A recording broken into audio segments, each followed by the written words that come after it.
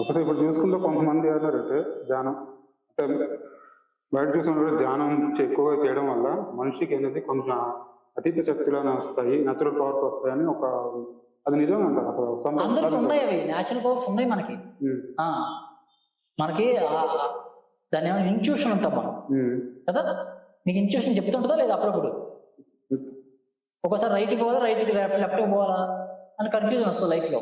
అప్పుడు మన ఇన్ట్యూషన్ చెప్తా ఉంటుంది, పని చేస్తూ ఉంటుంది ఎప్పటికప్పుడు. మనం ఒకసారి పట్టించుకోమంతే. ధ్యానం చేస్తే దాన్ని ఐడెంటిఫై చేయగలుగుతాం. అది ఆ ఇన్ట్యూషన్ ఐడెంటిఫై అవుతుంది. తర్వాత ఈ పవర్స్ అన్ని మనకు ఉన్నాయి. ఉదాహరణకి మన వాక్కు శక్తి ఉంది, మన నోట్లోంచి ఏది మాట్లాడితే అది అవుతుంది. ఎలా వస్తుంది వాక్కు శక్తి?